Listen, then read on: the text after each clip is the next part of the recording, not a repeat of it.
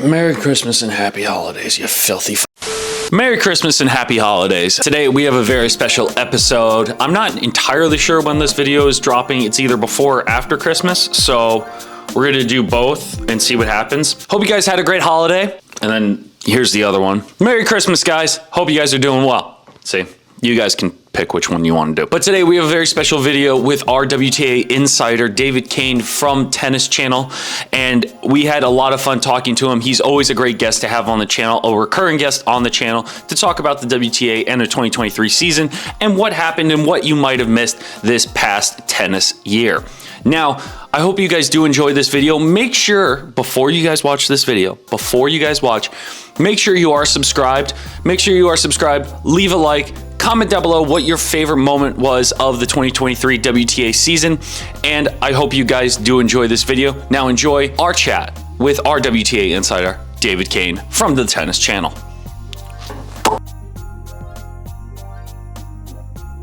Ladies and gentlemen, welcome back to another video with the one and only David Kane, the official insider for Tweener Head Tennis when it comes to all WTA events and matters, and rocking our shirt in his Dwayne "The Rock" Johnson look with the chain as well. I like this. I like where this is going. From Long Island, Phil. There you go. See, that's what we like to hear. And you blew up my spot, though. I was going to say, do you like my shirt from tweenerheadtennis.com? That's right. They're running low on this particular design. So you just keep plugging. Yes. Get full it 360. while it's hot. The 360 spin. I like it. It's I like nice it. And tight, which as a gay millennial, I really appreciate. It's just kind of like, I'm not lit as well as Phil is, unfortunately, but I do look good. So happy to be here. All right, back to normal. It's like David never. It's like he just feels so comfortable now on the channel, and I can't. Feel so comfortable with you. You bring out the best of me, Phil. That's what I like to hear. And what a year it's been in the WTA. I think a lot of things have kind of come together in terms of the consistency level. But I wanted to ask you first, how would you describe this year's WTA tour in just a sentence or two? I would say overall, the 2023 season was probably the best year yet of this post-pandemic era. Like, I felt like we were starting to see things come together in 2022, but we saw Iga obviously really just race ahead of the field. And I think this year was a bit more of an adjustment for that. And frankly, Swiatek's first major test of her dominance. And I think a test that she pretty much passed, but not without, significant challenges from the field who I think are starting to catch her, or at least starting to figure out how to compete with her. So in that sense, the on-court action was quite exciting from start to finish.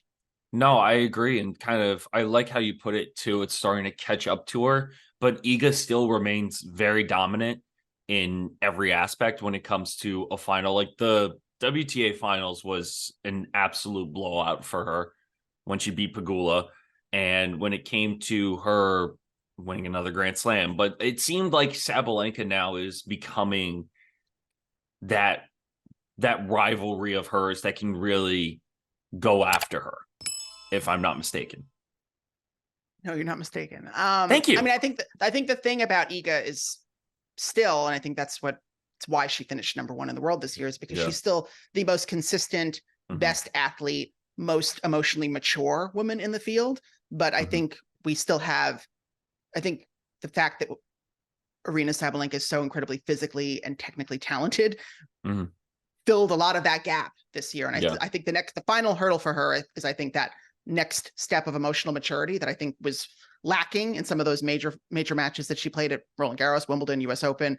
But it really goes to show that with a full deck, technically, there was no major serving woes, no major patches in play. She is very much on par as a candidate for best in the world. And that was really the probably preeminent moment of 2023 was that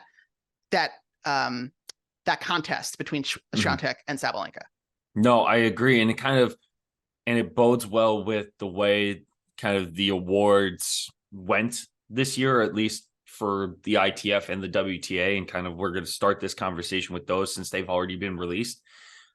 This shouldn't really be a spoiler for anyone. If you are, don't just look it up while you're watching this with us and listening to us. But I mean, if you're someone that's concerned about spoilers for WTA awards, I would ask you to touch grass. Is there such thing as a WTA spoiler for the awards or no?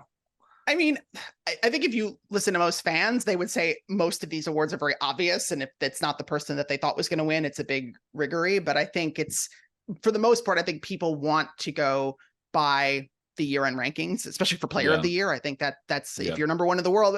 But to that end, first of all, I'm pretty sure this is a media-driven award on the WTA side. I know that the players do most of the picking for the ATP awards. And so I think from an editorial perspective, if you're going to give out what is ostensibly a subjective award, it is on the people voting to not just go by the year-end rankings. Otherwise, you would do what the ATP does and just give the year-end number one to player of the year. It's the same.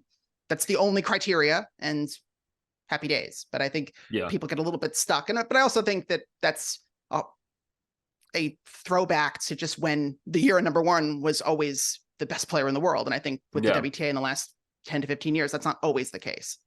And I say that because Iga got player of the year from the WTA, but Sabalenka got the ITF World Tennis Champion. And you kind of touched on it, but is there really a big difference of how those are viewed? And should it always be the same person, or should it be two different people in that aspect? Because I feel like if the WTA is giving out the awards for best female player, but then they crown someone else as the ITF world champion, which is supposedly the overarching body over a lot of these competitions, what's the biggest difference between the two?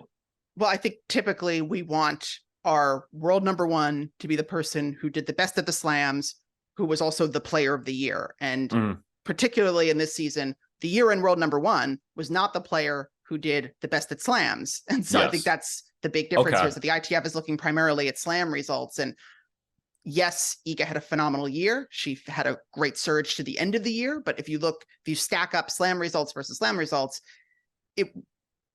after the US Open, it didn't even seem close that Swiatek would finish year-end world number one, just based on how much better Sabalenka did at the slams. In terms of result, we could talk about the way that she lost some of those slams, but 3 semifinals and 2 semifinals, a title and a final. I mean, that wins, in that respect. But year-end number one, obviously 52 weeks, you can't beat that math. And then player of the year, that's the totally subjective category. Yeah.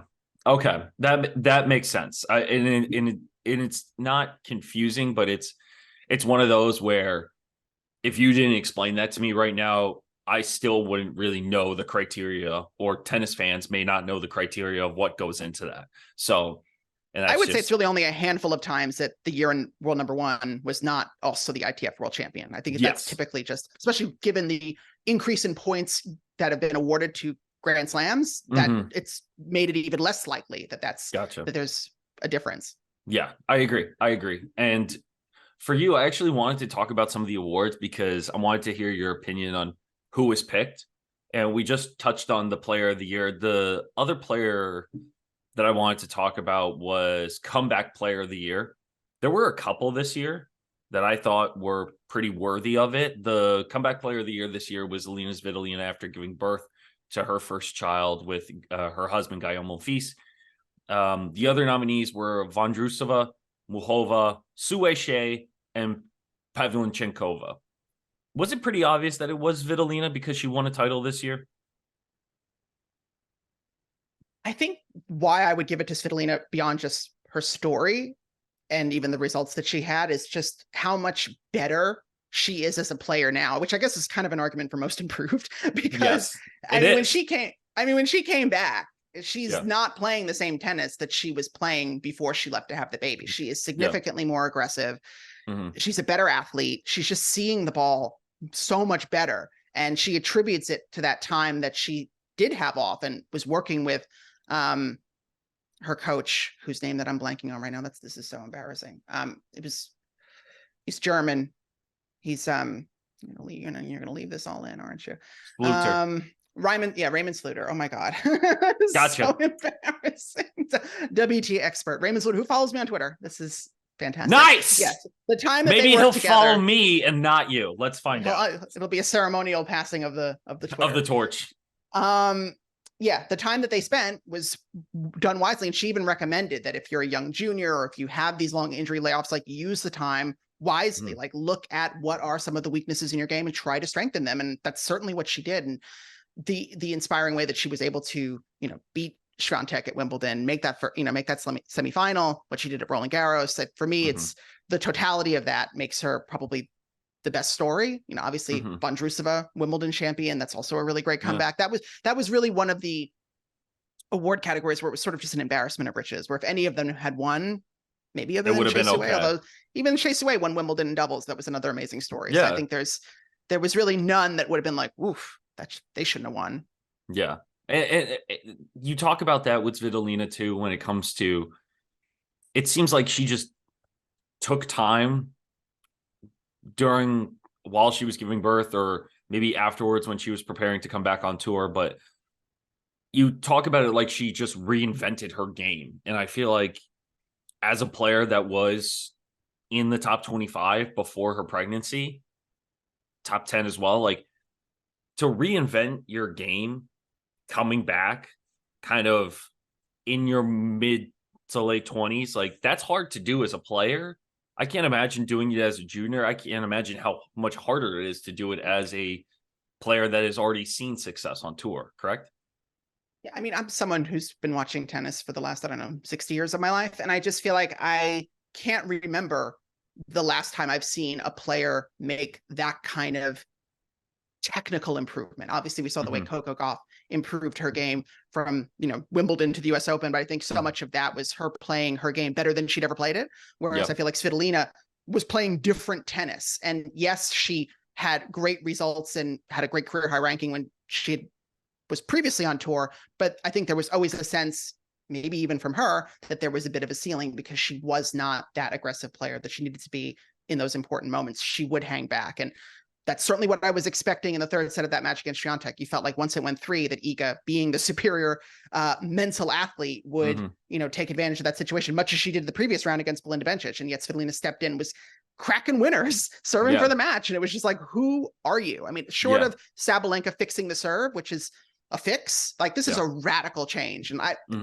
it's hard to see anyone doing it in their early 20s, in their teens. I feel like for the most part, once you come on tour in any elite level, you are the player that you're going to be. And it's very rare that we've ever seen someone just become a different person on the tennis court. Flat out change on tour. I mean, like, clocking the ball. Just exactly. What? Well, it's just, it's one of those things where you don't realize how much better you can become by trying different things. And I think she's the best example of that when it came to understanding what she needed to do in order to be successful. And that's just credit to her and her team for her kind of exploring that area of the unknown. And I think that's really hard to do as a player as well as a coach. How do you get someone fully invested into something new that they're not comfortable with and something that they are not used to doing for years on end and finding success with it? How do you break that barrier for what you can achieve?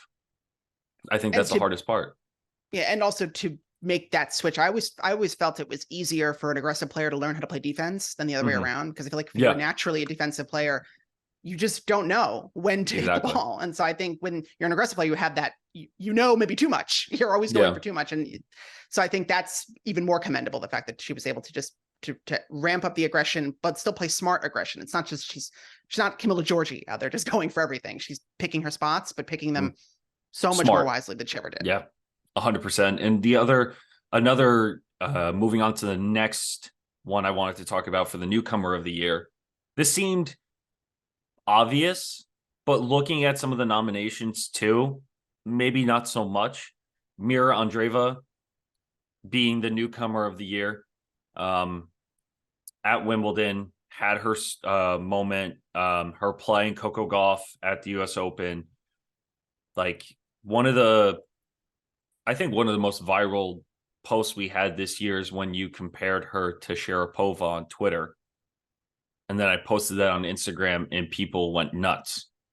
So, and the other nominees before we get into it were Diana Schneider, Peyton Stearns, Alina, please don't yell at me if I get this wrong, Avanes.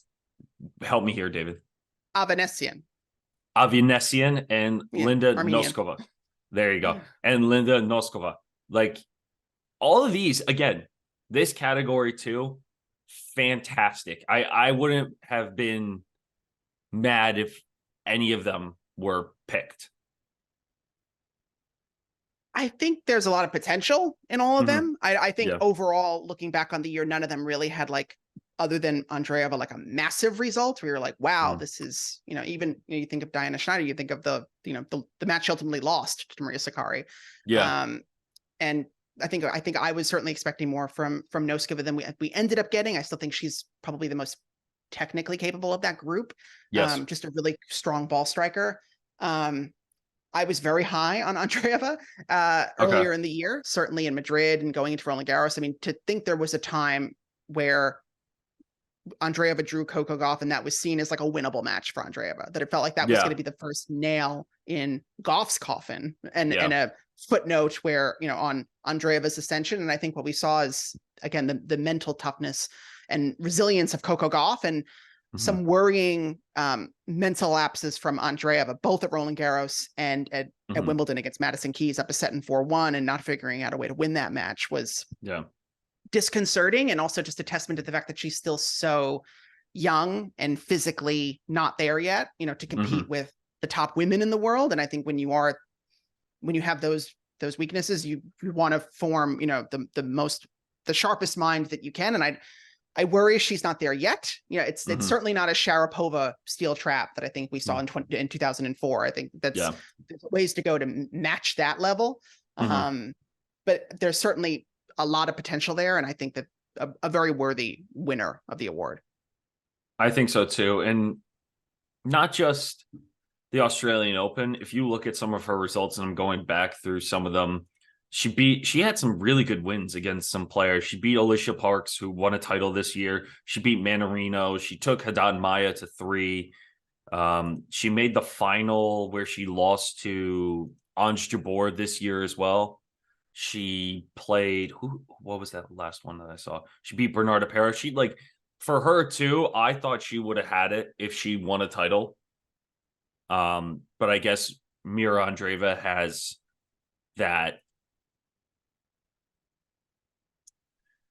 I don't know.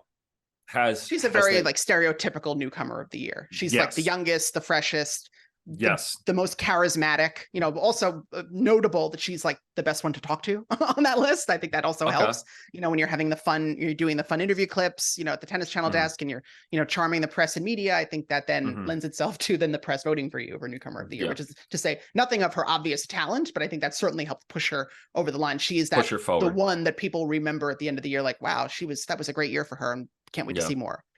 And I think Peyton Stearns, what's funny is that 2 out of these 5 are former college players, and Peyton Stearns as well got a really nice shout out there because she did really well with her results, and seeing her kind of climb the ranks and getting that shout at Billie Jean King Cup as well. Like that's just another person that I thought was definitely worthy of a nomination. So that for me is great. And I think, well, what's funny, Diana Schneider came first before Mira, but Mira somehow surpassed her in that talk very early on when Mira came on to the scene. Yeah, by being younger, by getting the wins and being, doing it on a much bigger stage. I think if Schneider had continued to do it at bigger tournaments, it would have that would have certainly helped her, because she started the year with a lot of momentum. There was a lot of attention on her, and oh my God, is she going to turn pro? Is she going to go to college? What is she going to do? Yeah. A personal bone to pick with Peyton Stearns is keeping Marketa Vondrousova on court at the US Open long enough to aggravate an injury that then ultimately led her to pull out of women's doubles with Barbora Strycova, which was Strycova's final tournament. So don't love that, but in all seriousness, clearly a testament. David has a bone to pick with you, Peyton. Oh my God. Yes. I could see the vertical on Instagram. Jesus Christ. I'm kidding. Oh my gosh. David just thinks I do gotcha journalism, and I do none of that. I get got. Oh my God. Most improved. This was a silly list. You think this was a silly list? Read off the nominees, because I think we talked about this with Gruskin and Gross, and we were all like, who came up with this? Katie Bolter, Jasmine Paolini. I'll start with the easy ones. Lin Zhu, Qinwen Zhang, and Jinu Wang. Please do not roast me for how I pronounce these. I genuinely am trying my best to pronounce these. But again, I think you're right with that. Who put this list together? Yeah, I mean, it's very clearly Zheng Qinwen, and I think it probably would have been her regardless of who was on the list. But there was better nominations to this. There were definitely better nominations for this. Like Paolini, I understand. Bolter, I understand because she won her first WTA title on grass. But it's like, I mean, this could have been a way to give Coco an award if you wanted to give Coco an award. I think there's been an emphasis on not nominating Player of the Year candidates for other categories. Which I would say, I'm not sure why. I mean, granted, they had Qinwen, so fantastic, but it would have certainly pumped up the list to have a slightly. I mean, each of those women had good to solid results throughout the season, but the only one I'm going to remember from 2023 is Zheng Qinwen. So it was kind of I'm trying to look through the top 100 right now. You could have said Taylor Townsend and Potapova. And Potapova. Like there were like, so many 80 to 30. I mean, that was a pretty big rank. I mean, listen, I'm not, we're not knocking people or any of the players on the list. That's great. Like we understand, but from the results factor of it, Townsend grinded ITFs for a while and got within the top 100 in singles. I mean, did Townsend win comeback last year? Because I feel like that probably would have been her award. Because that's unfortunately for her, she came back last year. So like, and had a great result, had some great results last year, as I remember as well. But award winners. That I have to figure out. Here we go. Oh, here's the nominations. Let's see. No, it's Tatiana Maria. Wimbledon semifinalist, fair enough. Yeah. Most improved last year was Kudermetova, Haddad Maya, Alexandrova, Samsonova, Tomljanovic. And then stronger list. Yeah. Yes. And newcomer was Qinwen Zhang, Fruhvirtova, Julie Niemeyer, Meyer Sharif, Harriet Dart, Laura Pigossi. So in 2 years, Qinwen went from newcomer to most improved player of the year, 2024. You heard it and first. comeback player was, I don't even know how Serena got on this list. Daria Seville or it is Seville, Tatiana Maria, Serena Williams, Donna Vekic. Like, so she could have, honestly, if you really look at it, Taylor Townsend could have been nominated for this award. And I feel like she may have got snubbed. A little bit. Yeah. I think she's great. And for doubles too, like she had. How do you, like, even with her singles and doubles, just from an improvement standpoint, it's like, how do you not give her a shout? I want to know who's like deciding this. I'll tell you on the Tweener Head Patreon. members. We do YouTube members. We don't members only. Do you have an OnlyFills? Is that your new joke? Is that the new joke here? On the fly. Yes, congratulations, well done. I approve of that one. Because most improved, Qinwen Zhang deserves it out of this list, but definitely others. Yeah, I mean, I could have given most improved to Svitolina and then given comeback to somebody else. Exactly. I mean, like there was a lot of room here, and I feel like most improved is often like the highest quality award because there are often big improvements on the WTA. So I'm surprised that this was the list that was ultimately decided. Exactly, and kind of going away from the official awards, I wanted to add one and kind of have a discussion about the biggest surprise of the year. in terms of winners or events that happened. I have a list of players that I forgot had runs in tournaments from 2023. And I'm just going to start off with Lauren Davis and Hobart. Of course you are. Of course I am, because I'm going to go. We forget Lauren Davis and Hobart. I mean, where were you when she was making the humming around of Hobart? Really just set the stage for the entire season. I was like, that moment, we will never forget when the 2023 season began. It was when Lauren Davis made them in Hobart, beating by insert names. Insert names here. Just big mouth. And just dub it in. No, and it was, besides me just throwing out that name there, was there anything that surprised? Yeah, obviously. This is what I like to do. I like to put David on the spot because he doesn't know what I'm throwing at him until we're meeting on Zoom. So when I throw out Lauren Davis from like the second week of the 2023 season, you have to know exactly what was happening. I knew it. I was expecting, why didn't Belinda Bencic maintain her momentum from January, February? And I would have been like, I don't know. We're going to talk about Miami, and then we're going to go all the way back to February. There was once we were like, Coco Vandeweghe made the Charleston 2 semifinals. Like, why didn't she back that up? I don't know. I mean, frankly, the biggest surprise for me this year was Coco Gauff winning the US Open. I mean, I would have never guessed in a million years that do you remember where you were at Wimbledon when ESPN was doing an intervention for Coco Gauff's forehand at the desk, and Renee Stubbs had the racket, and she was like, "This is how you should hold the racket. This is how Coco Gauff holds the racket, and that's real bad because reasons." And I was like, "True." It's really hard to the get ESPN a lot of racket intervention. That's the best. I think that's the best way of describing it. And she was not having a great year before that. It was a pretty Badosa was in Madrid laughing about, I hit every ball to her forehand. Haha. It was the joke, how to beat Coco Gauff, hit it to her forehand. And this is the same person who had a summer in which she won her first 500, her first 1000, and her first slam in 3 weeks. I mean, set for life. She's set for life. Yeah, she well deserved, but set for life.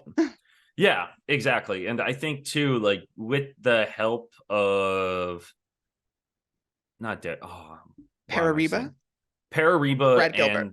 Thank you. I'm thinking of the other duo combo. Well, I'm thinking of the other Vanyosi and Darren Cahill. That's the other dual combo I was thinking of. But with that too, I think they won. I believe they won Coach of the Year, right? I think so. I didn't keep up on Coach of the Year. I think Coach of the Year was... The ATP Coach of the Year was a very big deal. I don't know if you kept up with it, but it was... No, I did. That was another... I would love to talk about that. Novak now becoming I think he's genuinely going to go and try to beat everyone now. Honestly, he's going to be on... He's on a revenge tour, despite him. And I'm here for it. I can't wait to see what he does. It was Vitkorovsky who won Coach of the Year, which is a swerve. It's the way that Djokovic would like the award given, which is to the coach of the best player of the year. Yeah. So it would have been Iga. Yeah. But I think I do think if you're taking the Cahill Vanyosi tack, that you would look at Team Gauff and how they were able to mold a Grand Slam champion out of someone who seemed very much on course to be a who this time. Exactly. And so, well, it became the one where adding not Darren. Why is it stuck? Because of both ESPN commentators, Phil. Yeah, I know. But Brad Gilbert, the Brad Gilbert one I thought was great. And I think it really pushed her to that next level because how did it go? It went DC, Cincinnati, US Open, right? In her terms. With a Montreal loss to Pegula 7-5 in the third in between. Yes. But that was one where I was pleased because it was finally her getting over the hump. But now that she's going, I guess, fully with Brad Gilbert, what do you think is going to change next year for her, at least when it comes to attacking the tour or her developing her game? Because we know now that her game is becoming more and more well-rounded. Yes. Now adding Brad Gilbert, but what do you expect now that she is just with him individually rather than the duo that she had during her incredible 2023 season? I think so much of the run, I think when we look back on it, like again, to compare it to Svitolina, like Coco wasn't necessarily playing different tennis. She was playing better tennis, less pressure tennis, like pressure on herself. Yeah. And obviously now being a Grand Slam champion, being, top 3 in the world, you're going to have that pressure again. Yeah. And so how will she deal with that pressure? Because I think fundamentally the way, quote unquote, to beat Coco Gauff has not changed. So it will still be on her to continue improving and I think becoming the better player that I think we initially thought she was becoming, as opposed to maybe just being her best possible self. And so the good news is she's young and crazy smart. So you feel like that will lend itself to, some improvements and just getting bigger, stronger, even, I spoke to Coco about that in Cincinnati. Like, do you feel like you're seeing more opportunities to be aggressive? And she kind of felt like it was more about just not having the physical resources to be as aggressive as she wanted to be. And now feeling like that's at her disposal. So, even if she's just 5% more aggressive and just, 10% less inconsistent on the forehand, that's a pretty tough ask because she's again, the one of the best athletes in the game, strong serve, strong backhand, an all court game, mentally very strong. For the longest time, it was just the forehand. And so she doesn't really worry about that anymore. And that allows her to feel loose. Then she'll be very tough to beat. But I do think she will have to continue improving because that confidence and inner certainty can only take you so far if you still know that there are still some limitations and players will continue to go for it. And, just as success builds on itself, negativity builds on itself. And so that's something to watch. Well, she's going to start from scratch next year. Well, I think it also helps that she is probably one of the most mature ones for her age with a good head on her shoulders while balancing that realistic life with tennis. And I think she's been doing even more than women older than her, I would say. Yeah, 100%. Like just having a good idea of common sense too. Like, I just feel like she has that about her. And I just realized that she was 4 for 4 in finals this year. Like that's like, just from a maturity standpoint, like having the ability to go for a longer period of time and understanding the process while understanding that she's still a teenager and she's allowed to make mistakes. Like that's what's crazy. And the fact that, yes, ESPN is going to hold on to that for a long time, but it's just a breath of fresh air in my mind. At least seeing someone with that level, because we all knew she was going to be great when she was 16, but we didn't know that level of success was going to be here, if that makes sense. I think we thought she was going to be good. I think it was clear when she was young that she benefited as a lot of players do. Like, you look back at like an Emma Raducanu winning the 2021 US Open, benefited from being new, being new and an unfamiliar opponent. Yeah.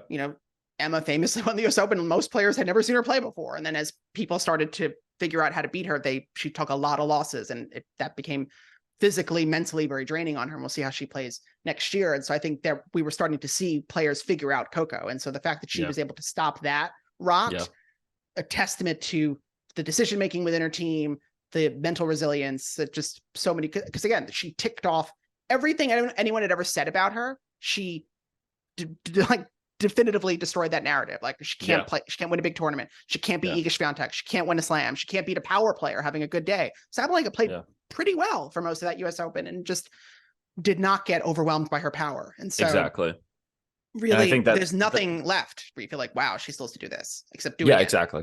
And I agree with that because I feel like it's just one of the hardest things to do is getting over that hump. And she wasn't faced by it. And that's the best. I think that's the best part of that. And if we were to look at some of the other headlines from this year, I actually wanted to talk about Steve Simon stepping down as CEO and understanding what that means for the WTA going forward, because he's not stepping down overall in the WTA. He's stepping down and side shuffling to, what is it, CEO or COO of the WTA? I think he's executive chairman, and I think executive they're hire chairman. a CEO. Thank you. Okay. Because So, for a while he was both. He was chairman and CEO. okay. And now they're splitting those roles. The president of the WTA, Mickey Lawler, has been in that position for quite a long time, maybe almost a decade, if not longer. She's leaving. I don't know if they're going to fill the role of president. And so the way that to maybe draw some inferences from that, it might just be that the executive chairman will sort of fill the role of president, and then there will be a CEO. And so I don't know how much they'll be working in tandem, how much who will be reporting to whom, but it is a pretty big shift at the top that seemed like in some ways there were some things that were maybe coming because of the CVC venture, the WTA venture partnership, and how that interacts with the WTA. But I think after what happened in Cancun, it's probably not surprising that there was some personnel change, regime change, if you will. Okay. Because how long was Steve Simon as CEO of the WTA? He came on board in March-ish of 2016. Stacey Alistair. I joined the WTA in August of 2015. Stacey announced her departure in October, I believe, of 2015. And then Steve came on in 2016. His signature goal, of being CEO was to revamp the circuit structure, which seems to be kind of what will be in effect next year. So in some ways, he fulfilled or completed what he wanted his legacy to be, which is revamping the circuit structure and revamping how the tour functions. And now we will start to see how that pays off. Do you really think I guess for me is you notice the bigger things that people have done when they step down from their roles. So how would you rank his,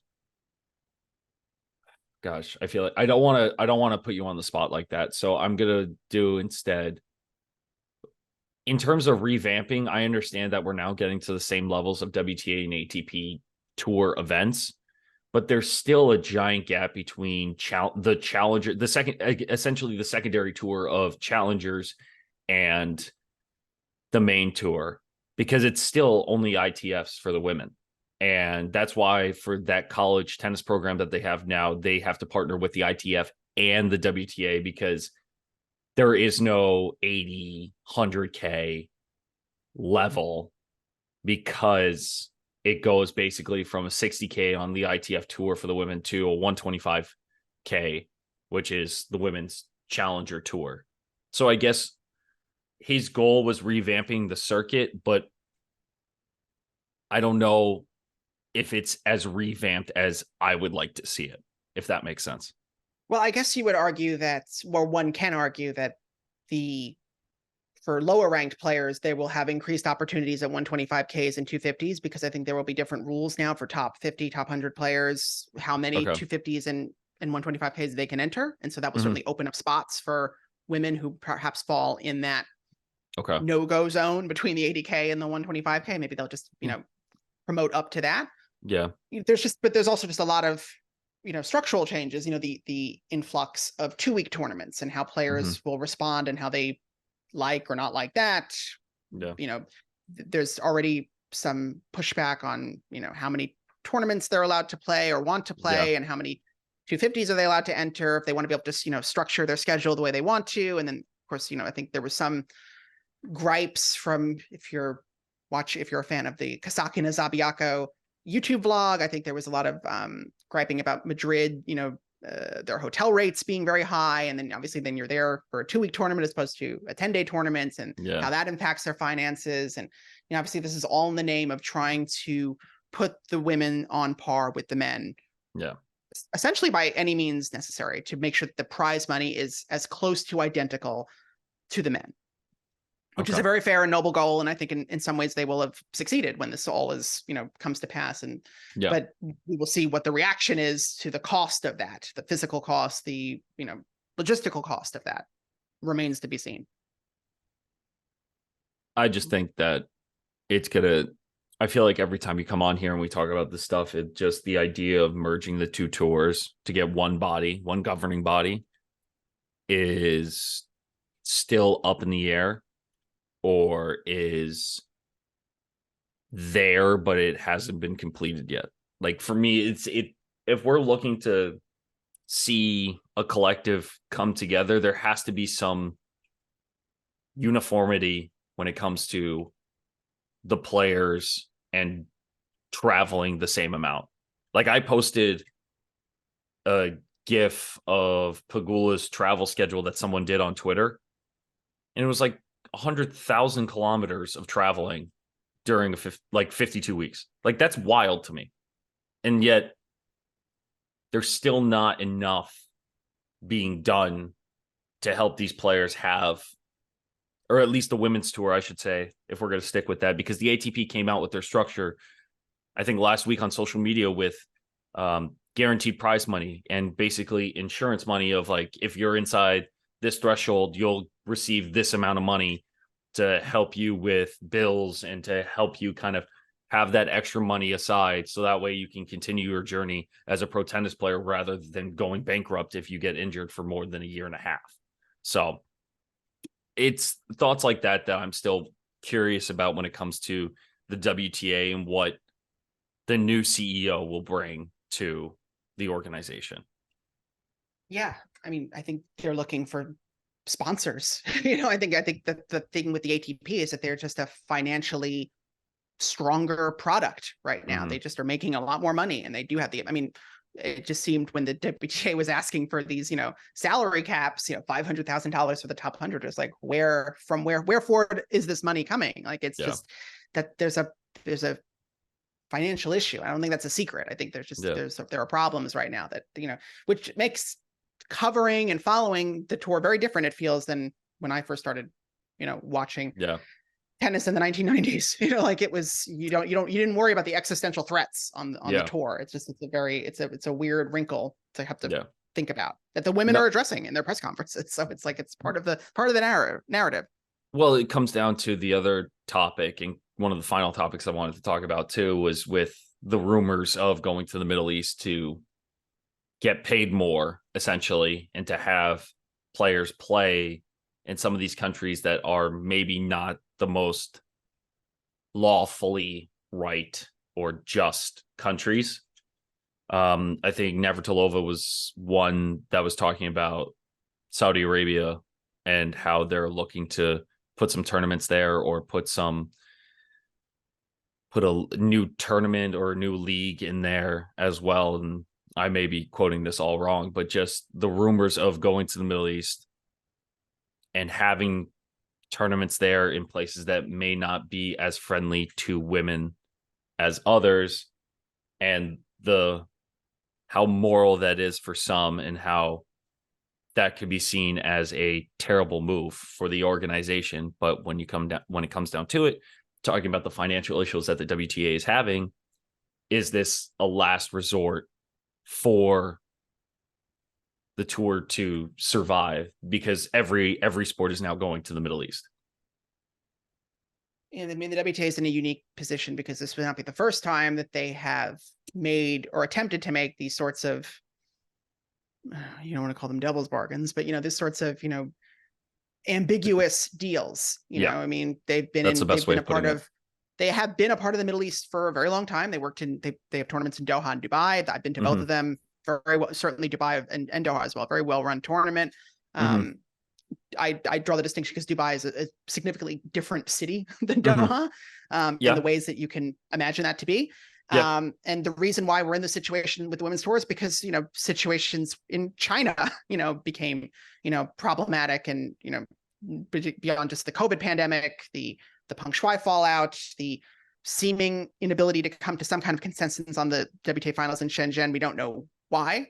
Obviously they've come back to most other cities in China, so it's not a China issue. There's something seemingly wrong with the WTA finals in Shenzhen, and perhaps not being able to replicate what they had attempted to mount from 2019. So it's not surprising that then they're looking to places like Saudi Arabia when China doesn't work out. I think from a morally idealistic standpoint, you would like players to be able to say, I'll take less money to play in, a smaller event or a venue that I know is going to be full. If that means I'm not making $9 million for a champion, I'm making, $2 million, and it might be that big of a gap. You know, Mhm. it might even be less. Like we don't know we don't really know what these bids look like, or what these prospective bids would look like from tournaments or cities that might want to offer tournaments to the WTA, but not want to meet what has become the rising standard for both ATP and by extension WTA standards in terms of prize money. So that's, you know, it's just been this great inflation of prize money, which is not, you don't want to say it's undeserved, because these players are tremendously talented, and, you know, this is what they're fighting for, and they want to be able to make a lot of money. Mhm. But from a, you know, just to draw out the logical conclusion, if it ends up that they end up in these countries, it becomes tricky, you know, for a not just a fan base, but a staff, you know, of organizers, media people who work in tennis, that are all in some way perhaps in objection to, you know, that particular country, you know, from whether it's religious, sexual orientation, gender. There are a lot of, you know, in some cases, combinations of the three, you know, and are they going to then come to that tournament and cover it? Are they going to want to, are they going to feel comfortable going to the tournament to organize it or work there? And so, you know, it became a tricky situation. And I was surprised that it didn't end up happening this year. I'm more surprised to hear that it's still on the table, given the great, you know, reaction to it. And by great, I mean large, during the US Open. Just what are we doing here? But I think then given what happened in Cancun, it becomes a lot easier to say, well, don't you want a great WTA finals? Like, this is a place that's capable of giving that to us. So from the player perspective, I can see them wanting to go anywhere, you know, and these are people from countries who have, you know, all not necessarily the same American centric view of politics. And so or any kind of politics, because they're tennis players, you know, that is a big difference here. You know, you have some players who are plugged in, like a Coco Gauff, like a Jessica Pegula, perhaps like an Iga Swiatek. Not everyone's reading the news or watching CNN or whatever your equivalent news source is. They're just getting information to be more informed about the situation, getting a well-rounded perspective on what's going on.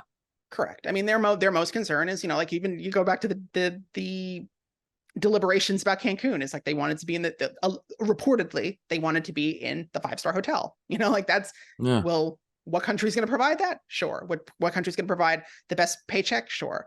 And then you have someone like Ons Jabeur, who's going to, you know, certainly going to speak it positively about that region of the world, because that's where she's from. And you know, by all means, you know, but that's, you know, she's going to become a big voice for that over the next couple of months if she continues to stay in the top 20. And I wonder what the response to her will be if she continues to be that spokesperson, you know. Well, I can't imagine if she wins a Grand Slam. Like, if she, from that stardom perspective too, she's already been a trailblazer, not just this year, but last year and the past couple of years of what she's been doing and able to accomplish. But now it's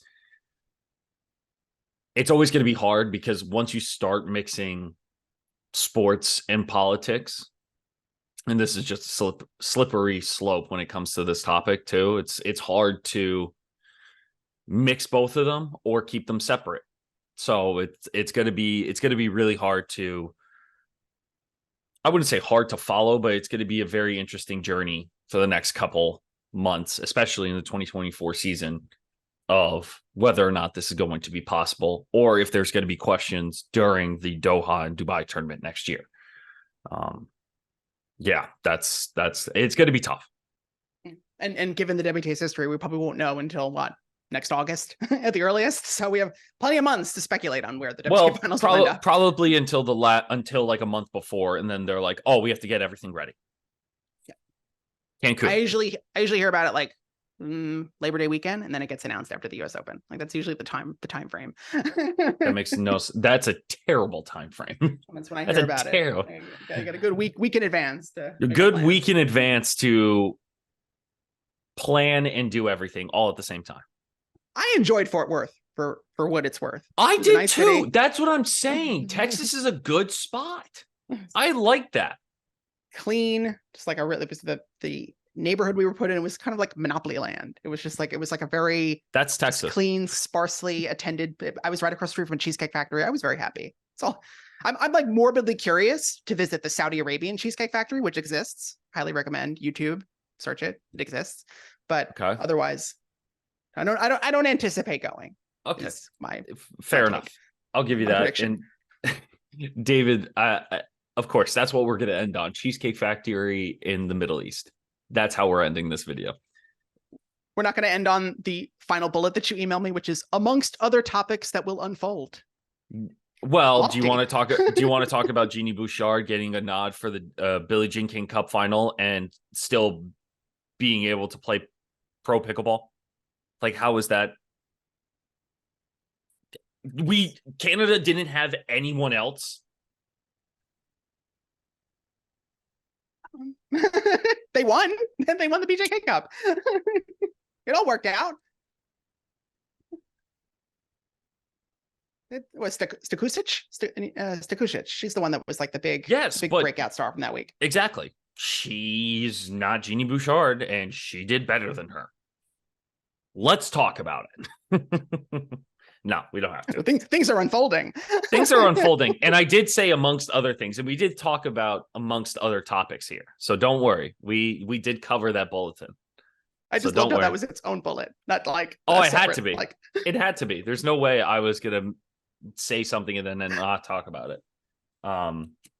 David, thank you again for joining us today. That is our 2023 WTA recap for at least the tweener heads that follow us on the channel, and for those that follow David and let's see the back of the shirt.